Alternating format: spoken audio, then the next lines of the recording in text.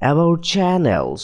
Channel হচ্ছে greyscale ছবি যা বিভিন্ন ধরনের তথ্য সংরক্ষণ করে থাকে। কালার ইনফরমেশন চ্যানেল, যখন কোনো ছবি ফটোশপে ওপেন করা হয় তখন অটোমেটিক্যালি চ্যানেল তৈরি হয়ে থাকে। ছবির কালার মোড নির্ধারণ করে থাকে কয়টি চ্যানেল হবে। যেমন RGB ইমেজের ক্ষেত্রে 3টি চ্যানেল রয়েছে এবং এর সাথে একটি কম্পোজিট চ্যানেল রয়েছে যা ছবি সম্পাদনার জন্য ব্যবহার করা হয়ে থাকে। Alpha channels. গ্রেস্কেল ছবি আলফা চ্যানেল সিলেকশনগুলোকে জমা রাখে।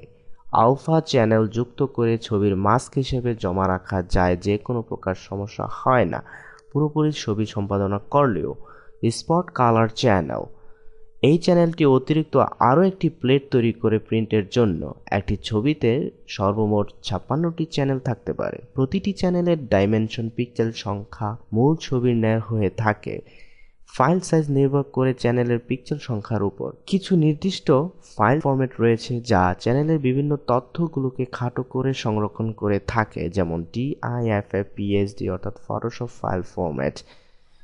যতটা সম্ভব সর্বাধিক কালার মোড সাপোর্টেড ফরম্যাট সংরক্ষণ করা উচিত, কারণ এতে করে কালার চ্যানেলগুলো সংরক্ষণ হয়ে থাকে। তবে আলফা চ্যানেল সংরক্ষিত হয়ে থাকে Photoshop PDF, PICT, PIX, AR, TIFF, PSB অথবা RAW অর্থাৎ র ফাইল। DCS2 ফরম্যাট শুধুমাত্র স্পট চ্যানেল সংরক্ষণ করে থাকে। এছাড়াও অন্যান্য ফাইল ফরম্যাটে সংরক্ষণ করতে গেলে চ্যানেলের তথ্যগুলো পাওয়া যাবে না। চ্যানেল উইন্ডোটি পাওয়ার জন্য উইন্ডো থেকে চ্যানেলস, এখানে একটি কম্পোজিট চ্যানেল রয়েছে এবং এটি সিলেক্টেড অবস্থায় থাকলে আমাদের পুরো ইমেজটি তার সম্পূর্ণ চ্যানেলগুলোকে শো করবে, অর্থাৎ ইন্ডিভিজুয়াল যে চ্যানেলগুলো রয়েছে যেমন ব্লু, গ্রিন এবং রেড, প্রত্যেকটি চ্যানেলের সংমিশ্রণে যেই ইমেজটি আমরা পাবো সেটি দেখাবে। যদি আলাদা আলাদাভাবে আমরা দেখতে চাই প্রত্যেকটি চ্যানেল, সেই ক্ষেত্রে প্রত্যেকটি চ্যানেলই গ্রেস্কেল হিসেবে দেখাবে। যদি দুটি চ্যানেল একসাথে আমরা দেখি, দেখা যাবে যে এই ইমেজটি একটি কালারে পরিণত হয়েছে।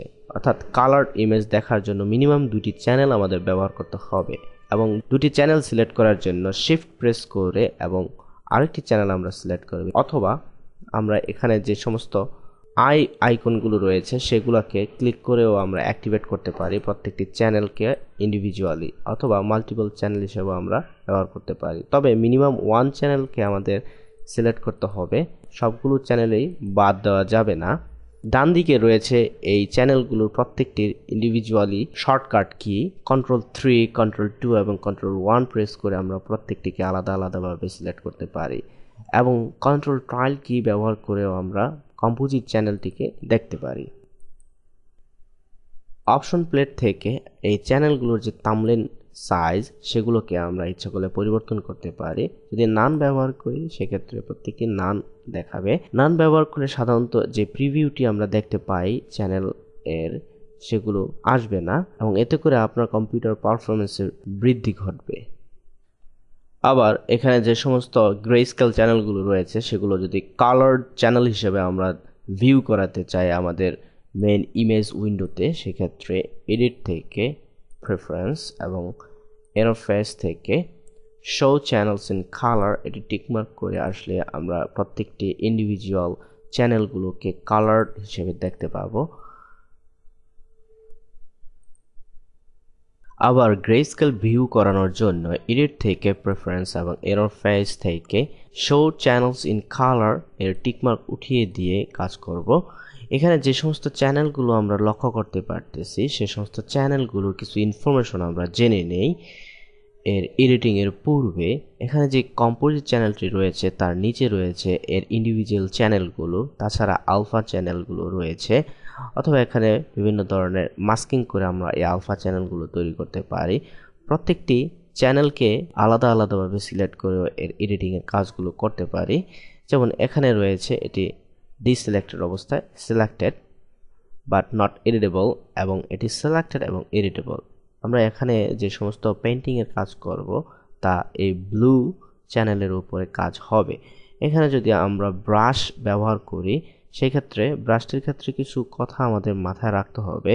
যদি আমরা পুরোপুরি হোয়াইট ব্যবহার করি তাহলে এই চ্যানেলটির পুরো ইন্টেন্সিটি আমরা পেয়ে থাকব, আর যদি গ্রে হিসেবে ব্যবহার করি এর লোয়ার ইন্টেন্সিটি ব্যবহার করে থাকবে এবং ব্ল্যাক ব্যবহার করলে এর পুরো ইন্টেন্সিটি কমে যাবে, অর্থাৎ ওই কালারটি রিমুভ হয়ে যাবে। হ্যাঁ, এখন যদি আমরা ব্ল্যাক অবস্থায় এখানে ফরগ্রাউন্ডের যে কালারটি রয়েছে অর্থাৎ ব্ল্যাক, সে অবস্থায় যদি আমরা এর উপর এডিটিং করে থাকি তাহলে দেখা যাবে যে ওই চ্যানেলটি রিমুভ হয়ে যাচ্ছে।